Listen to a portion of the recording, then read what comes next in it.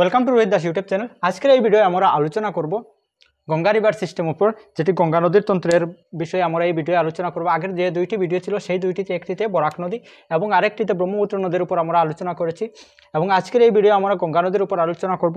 তো গঙ্গা নদীর উৎপত্তি কোথা থেকে হয়, ভারতের মধ্যে কত কিলোমিটার প্রবাহিত হয় এবং কোন জায়গা থেকে উৎপত্তি হয়, এই সব কিছু বিষয় নিয়ে এই ভিডিওর মধ্যে আমরা আলোচনা করব। তো the Ganga river system is made up two rivers, the Bhagirathi and the Alaknanda.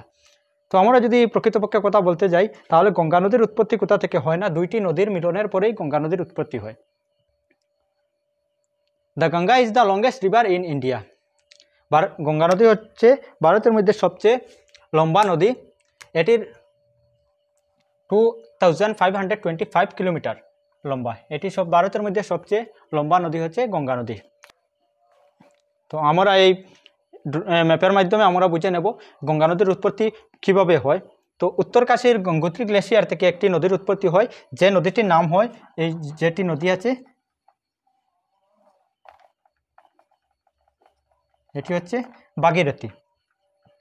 এটি হচ্ছে ভাগীরথী নদী, এবং সন্তোপত হিমানির কেদারনাথ মন্দির, কেদারনাথ টেম্পলের পাশে সন্তোপত হিমানি থেকে আরেকটি নদীর উৎপত্তি হয়, সেটি হচ্ছে আলকনন্দা।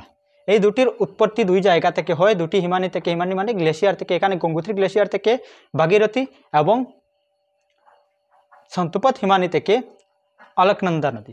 এই দুটি নদীর উৎপত্তি হয় দুই জায়গা থেকে, এবং যখন আলকনন্দা নদী এদিকে প্রবাহিত হয় একটু আসার পরে এখানে আরেকটি দলিগঙ্গা নামে আরেকটি নদী এখানে এসে তার সঙ্গে সংযুক্ত হয়, এবং যখনই দুটি নদী সংযুক্ত হয়, যেটি গভীর নদী থাকে সেই নদীর নামেই হয়ে যায়। বা যদি দুটি নদী যেখানে সংযুক্ত হয় সমান, যদি গভীরতা সমান হয়ে যায়, তাহলে নদীটির নাম চেঞ্জ হয়ে যায়। তো এখানে অলকনন্দা যেটি নদী আছে সেটি খুব গভীর নদী থাকে, এর জন্য এখানে দলিগঙ্গা যখন এর উপরে এখানে এসে পড়ে তখন এর নাম অলকনন্দা থেকে যায়। আর এবং এই যে জায়গায় দলিগঙ্গা এসে পড়ে সেই জায়গাকে বিষ্ণুপ্রয়াগ বলে। তো আপনারা ভালো করে মনে রাখবেন, এই জায়গা হচ্ছে বিষ্ণুপ্রয়াগ। তারপরে অলকনন্দা এই সামনের দিকে গতি করে আসার পর এদিক থেকে আরও একটি নদী আসে, সেটি হচ্ছে নন্দাকিনী। নন্দাকিনী একটি আছে, আর মন্দাকিনী আরেকটি আছে। এটি দেখতে পাচ্ছেন, এটি হচ্ছে মন্দাকিনী এবং এটি হচ্ছে নন্দাকিনী। এই নন্দাকিনী নদীটি এদিক থেকে এসে এইখানে সংযুক্ত হয়। তো এই যে জায়গা সংযুক্ত হয়, নন্দাকিনী এসে সংযুক্ত যে জায়গায় হয়, এটাকে নন্দপ্রয়াগ বলে। প্রয়াগ মানে যেখানে দুই নদীর সংযোগস্থল, সেটাকে প্রয়াগ বলে। তো প্রথমে আমরা পেয়েছি বিষ্ণুপ্রয়াগ, তারপরে আছে নন্দপ্রয়াগ। নন্দপ্রয়াগের পরেও এখানে নদীটির নাম অলকনন্দা থেকে যায়। গভীর নদী থাকে অলকনন্দা, সেই জন্য অলকনন্দা থেকে যায়। তারপরে অলকনন্দা নিচের দিকে গতি করে আরও একটু যাওয়ার পরে এখানে আরেকটি নদী আছে, পিন্ডারি বা পিন্ডার নদী। পিন্ডারি বা পিন্ডার নদী এদিক থেকে এসে এখানে সংযুক্ত হয়, এখানে এসে আলকনন্দাতে পড়ে। এই জায়গাটিকে কর্ণপ্রয়াগ বলা হয়, যেখানে এখানে মিলন হয় দুই নদীর, এই জায়গাকে কর্ণপ্রয়াগ বলা হয়। কর্ণপ্রয়াগ হওয়ার পরেও সেই নদীটির নাম অলকনন্দা থেকে যায়। অলকনন্দা এদিক থেকে এসে যখন এদিক থেকে এখানে আমরা নন্দাকিনী পেয়েছি, এটি হচ্ছে মন্দাকিনী। যখন মন্দাকিনী এদিক থেকে এসে এখানে মন্দাকিনী এখানে এই অলকনন্দার সঙ্গে সংযুক্ত হয়, এখানে সঙ্গম হয়, এই জায়গাকে রুদ্রপ্রয়াগ বলে। এখানে দেখতে পাচ্ছেন এই জায়গাটি হচ্ছে রুদ্রপ্রয়াগ। রুদ্রপ্রয়াগের পরেও এই নদীটির নাম অলকনন্দা থেকে যায়। তারপরে যখন এটি সামনের দিকে গতি করে এদিক থেকে আসে, আপনাদের যেটি বলছি ভাগীরথী নদী, যেটি গঙ্গোত্রী, উত্তরকাশীর গঙ্গোত্রী গ্লেশিয়ার থেকে উৎপত্তি হয়েছে, সেই নদীটি এসে এদিকে আসে এখানে যেখানে সংযোগ হয়, যেখানে সঙ্গম হয়, সেই জায়গাকে বলে দেবপ্রয়াগ। এবং এই দেবপ্রয়াগে যখন পৌঁছে যায়, তখন ভাগীরথী এবং অলকনন্দা দুই নদী মিলে এই যে নতুন নদী সৃষ্টি হয়, তাকেই গঙ্গা নদী বলে। তো অরিজিনালি আমরা যদি বলতে চাই, গঙ্গা নদীর উৎপত্তি অলকনন্দা এবং ভাগীরথী দুই নদীর মিলনের পর গঙ্গা নদীর উৎপত্তি হয়। কোনো জায়গায় এই ভাগীরথীকেও গঙ্গা বলে ধরা হয়। গঙ্গা অনেক জায়গায় যেগুলি ছোটো ছোটো এক্সাম আছে, সেখানে গঙ্গা নদীর উৎপত্তি স্থল গঙ্গোত্রী গ্লেশিয়ার হয়ে যায়। আর যদি বড় লেভেলের এক্সাম হয়, তাহলে এই গঙ্গা নদীর উৎপত্তি কোথা থেকে এসেছে, এখানে অপশনের মধ্যে আপনার গঙ্গোত্রী নাও থাকতে পারে। এরকম দুইটি নদীর মিলনের পর যখন গঙ্গা নদীর উৎপত্তি হয়েছে, তাহলে এত ইজিভাবে দেবে না। যদি গ্রেড 4 লেভেলের হয় তাহলে গঙ্গোত্রী গ্লেশিয়ার হবে। এই ভাগীরথী নদীর উপরেই যেটি ভারতের সবচেয়ে হাইয়েস্ট উঁচা বাঁধ, যেটি টলেস্ট বাঁধ যেটি আছে সেটি তেহেরি ড্যাম এখানেই আছে, যার উচ্চতা হচ্ছে 260 মিটার বা 260.5 মিটার বা 255 মিটারও কিছু কিছু জায়গায় হয়। আর এই বাঁধটির ক্যাটাগরি হচ্ছে আর্থ ফিলার। তো অনেক ক্যাটাগরির বাঁধ থাকে, এর মধ্যে এটি হচ্ছে আর্থ ফিলার বাঁধ। এবং এই বাঁধের একটু উপরে আরেকটি বাঁধ আছে, সেটি হচ্ছে কোটেশ্বর বাঁধ। যখন কোনো বড় বাঁধ থাকে তার প্রোটেকশনের জন্য আরও এক ছোটো বাঁধ দেওয়া হয়, সেটি হচ্ছে কোটেশ্বর বাঁধ। তো এখানে আমরা গঙ্গা নদীর উৎপত্তি কোথা থেকে হয় আমরা এখানে জেনে গিয়েছি। গঙ্গা নদীর উৎপত্তি হয় উত্তরকাশী থেকে আসা ভাগীরথী নদী এবং অলকনন্দা নদী দুটির মিলনে গঙ্গা নদীর উৎপত্তি হয়। তো গঙ্গা নদী কোন কোন রাজ্যের উপর দিয়ে বয়ে যায় সেই বিষয়ে আমরা জেনে নেব।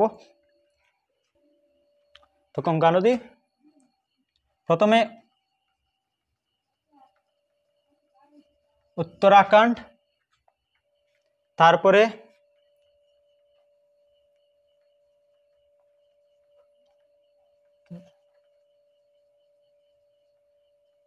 उत्तर प्रदेश, उत्तराखंड, उत्तर प्रदेश, बिहार, तारपरे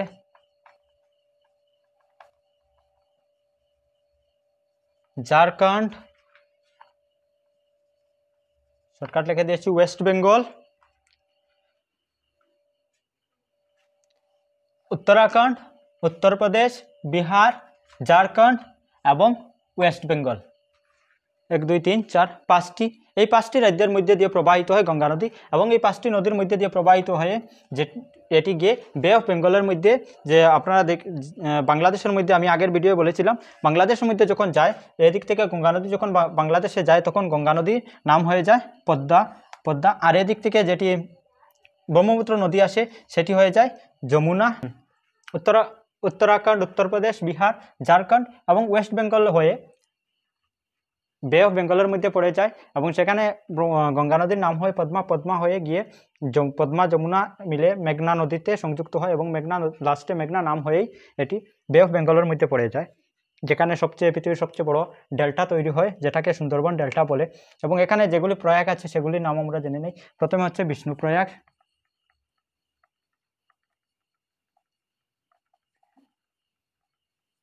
বিষ্ণুপ্রয়াগ যেটি অলকনন্দা এবং দলিগঙ্গার সংযোগ হয় যেখানে সেটাকে বিষ্ণুপ্রয়াগ বলে। তারপরে আছে বিষ্ণুপ্রয়াগের পরে নন্দপ্রয়াগ,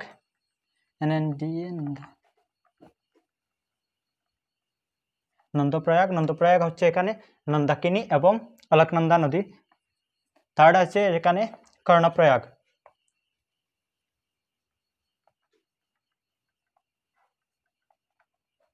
কর্ণপ্রয়াগ যেটি হচ্ছে পিন্ডার নদী এবং অলকনন্দা নদীর যেখানে সঙ্গমস্থল, এটি হচ্ছে কর্ণপ্রয়াগ।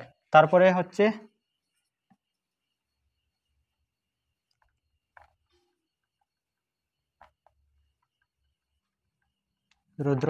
রুদ্রপ্রয়াগ হচ্ছে মন্দাকিনী এবং অলকনন্দা নদীর সঙ্গমস্থল।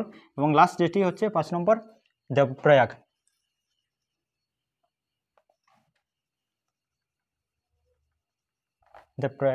এটি হচ্ছে ভাগীরথী এবং অলকনন্দা মিলে এবং দেবপ্রয়াগের দুই নদীর সংযোগ হওয়ার পরই এর নাম গঙ্গা হয়।